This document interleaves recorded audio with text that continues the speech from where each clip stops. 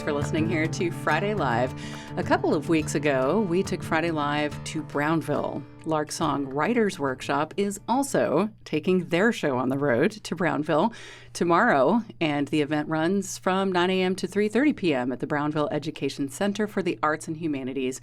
And it features workshops in poetry, speculative fiction, and creative journaling. Joining me are the three Nebraska writers leading these workshops. We've got Karen Gettert Shoemaker here, Lucy Atkins, and Nick Sailstrom. Good morning, you guys. Good morning. Good morning. It's so nice to have you here in the studio. I got to start with something I don't know. What is speculative fiction? Speculative fiction is kind of a term that lets us cover science fiction, fantasy, and often horror as well. Okay, I didn't want to speculate, if I could, on what that was. Let's talk about the session that you're leading, Karen. Your workshop is called Reimagining the Journal. How does one do that? Well, I'm breaking it open, the definition of it open, because we're going to be starting with things like journal jars and the ways in which you can journal that doesn't necessarily work with words, because some people need to remember things, but they aren't writers. So we're going to start with that kind of thing. So you really break it open. And then it'll end with how journaling can work with your creative writing life.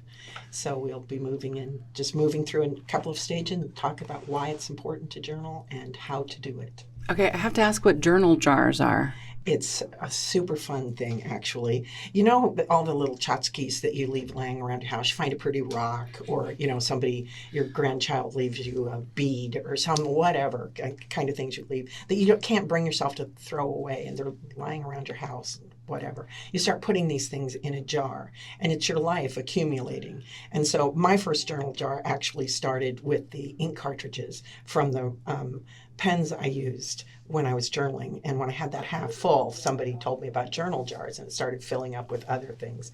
So that's journal jars. It's just the things of your life that have no purpose but memory and beauty. Interesting. I'm going to have to grab a few jars to put some objects in my house. Nick, now that you've described what speculative fiction is, I think the title of your session will make sense. Writing on Dragonback. What are the unique challenges and opportunities then, of course, posed by writing fantasy?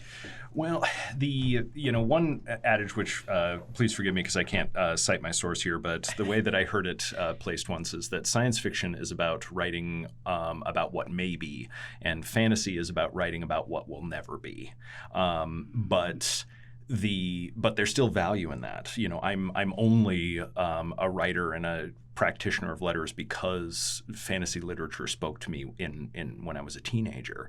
And so I think the opportunity in this is we're going to have a variety of writers who come to this workshop from all sorts of backgrounds.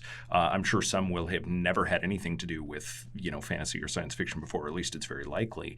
And so I'm looking forward to the ability to really kind of take a step back and talk about, okay, what are the opportunities for writers of any stripe to explore these two genres and see what can we discover in these things that speaks to any person, any reader, any writer, regardless as to whether or not this is a genre or an area that they normally seek out. And so we're going to be looking at methods of conveyance. How does one travel in science fiction, like light speed travel, or how does one travel in fantasy, perhaps riding on the back of a dragon? And why would either of those narrative opportunities be of merit or value to a person who doesn't normally seek out that sort of work? And so I'm really, really excited to see what the workshop participants end up producing once we kind of talk about that and frame it in that way.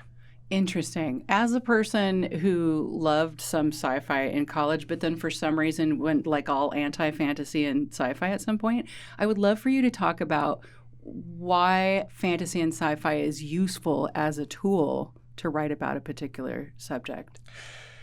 Sci-fi has it easy right now because I am hard-pressed to find any other kind of area that gives us some sort of guide or reference or nightmare factory as artificial intelligence kind of is on the rise. And in all seriousness, even if we're looking at the best possible scenarios and outcomes for what artificial intelligence and large language models might do, science fiction is still the thing that I look to give me a sense of like, okay, what might this imply? Or what when we've previously envisioned what this is like, what, where might this go, or how might we navigate it? What choices might we make?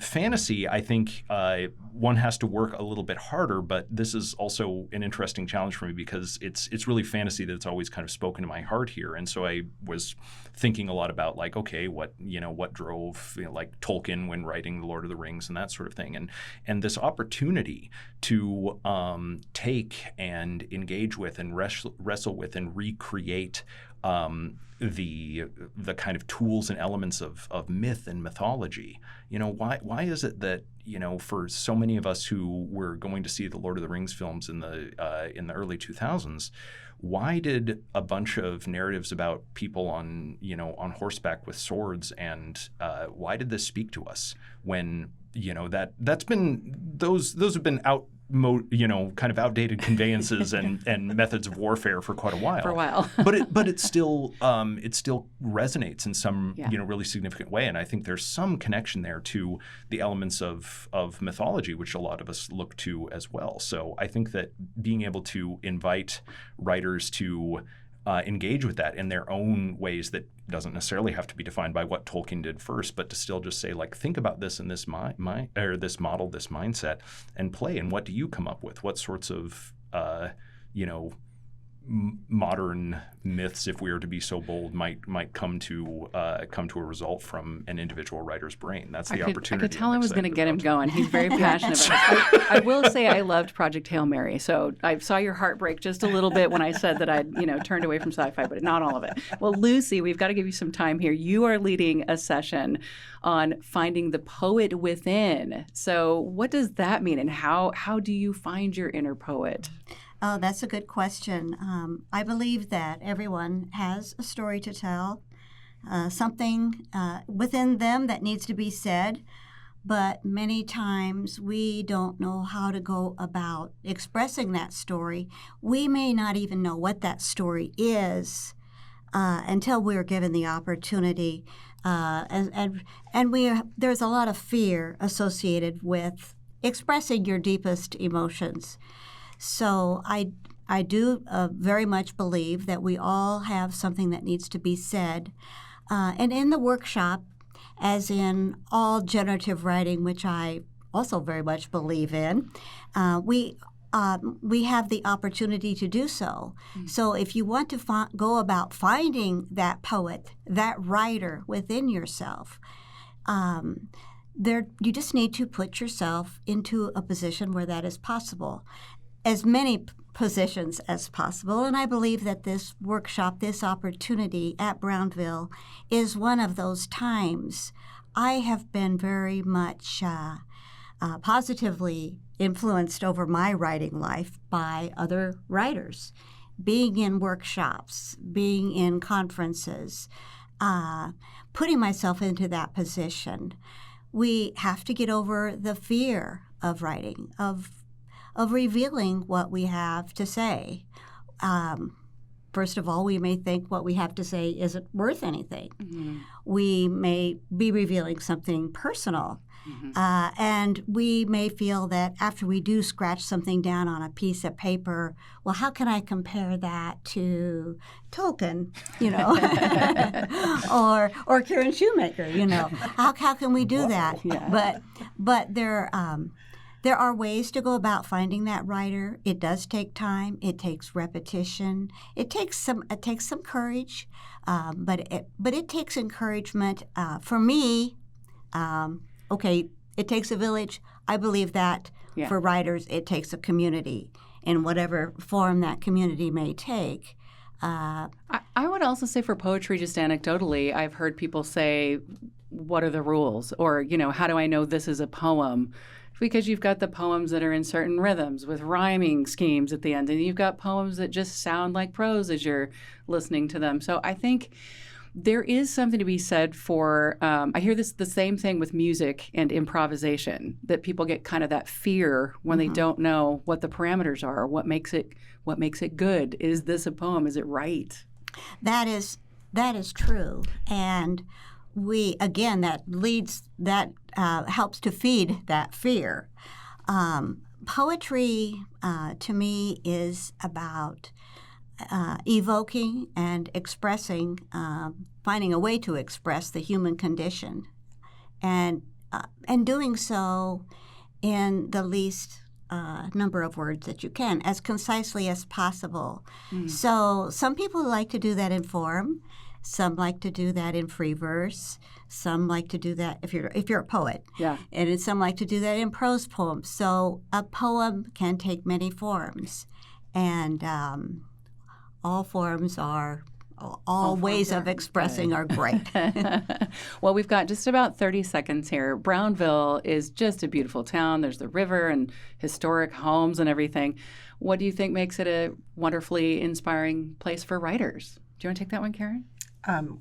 Well, I think it's an inspiring place for musicians, et cetera. I mean, and artists. They really concentrate on building a community of ways and expression, and they work together. So I think it has to do with the people in Brownville. And for decades, the people who worked to build that community to make sure that there's space for people with our artistic desires. There's beautiful galleries. There's good food, and there's the river. And there's the river right Yeah. there, and lots of trees. Yeah. And I can attest, lots and lots of house wrens just singing their yes. little hearts Yes. out. I've never heard so many house wrens in one place. Yes. Anyway, just saying. It's a lovely Lark place. Song, which is the bird song that we're talking about here, Lark Song is having a writer's workshop tomorrow, Saturday, July 18th. That is starting at 9 a.m. It's at the Brownville Education Center for the Arts and Humanities, and it is open to writers of all experience levels. It features sessions led by my guests here this morning, Karen Gettert-Shoemaker, Nick Selstrom, and Lucy Atkins. Thank you so much for coming in today. Thank you. It's been a pleasure. Thank you. Find more information about this and everything on the show this morning by heading to the Friday Live page.